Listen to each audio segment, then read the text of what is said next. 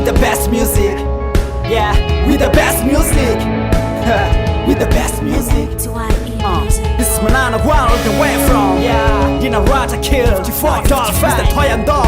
Staring the best rappers alive. Part 9. Let go, with the best music, with the best rappers for real, finding a lyric. Commercial, phonetic, Jatangana magic. Manana Guan, what a kill, now Mr. Unique. Find a lot of Fangarin and the caloric lyric. But what is a shake? Little shake every week. Easy calm, easy go, Rafugani topic. Funny face, the clean mananaka logic. Hey, my flow so sick. Bangakashwatuzi bote bakutetemera ngapasima tabura bote bakonemberera Froya nikotara iko sokotenderera Litoba chipiriti mrepa nitozasamera Tenderera msandaka kamera mrepa ninga kite nota kamera no chuwan kopa biko ani koto arabera Siya mundi asidiva no van koto aramera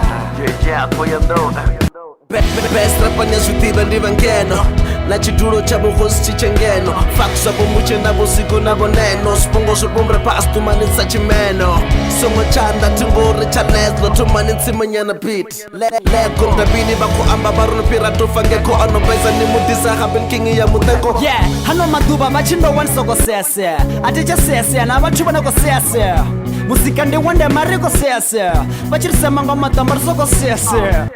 Dilidza voringa saini Aringa saini ande aringa resigni Voda bari wana badi itakaini Watu wa selfish, tag 90 Idipeka ndu ya dema mwana fitiperi Idipeka bamsanda mwana afibotemeri Mukuzure tishengeri nendo fuma tishengeri Bari jaja bo mjaje ende ati basengeri Mudipo busese rumbo uspina gusheshe Miyama na tibale ngori bache na rucheche Seta ndaza baswala nere kodi vere cheche Kodo panza nenda pira filini niga sikeche Kodo panza nenda pira filini niga sikeche Zwingapiranga mutungu zwa mufiksi na mufisi Mara zwindaka muzika ndiri hell no Tikuhana mzika wazo ukudirwa sa chimepi marangeno Kasteringi ndi rupenyo None fuck fenda lote ana mutu ndine mutu Ana mutu ana mpiranga tiketo Modichiwa ngazi chima batu wina kazi chima Ndapumura ndanga parunga ndifeno Usoko bomba zitabene marambiro zingo chena Ndiko ena, ndiko vandi chivuwa heli na madzena Zvitu zvote zvidoruga niko riena Vamwe vakupesa muya na machevo tena Aresara huna bamba Udoba selfish endo na masimba Lol, anindi chini kuimba Shkwengu changa ende futi china matimba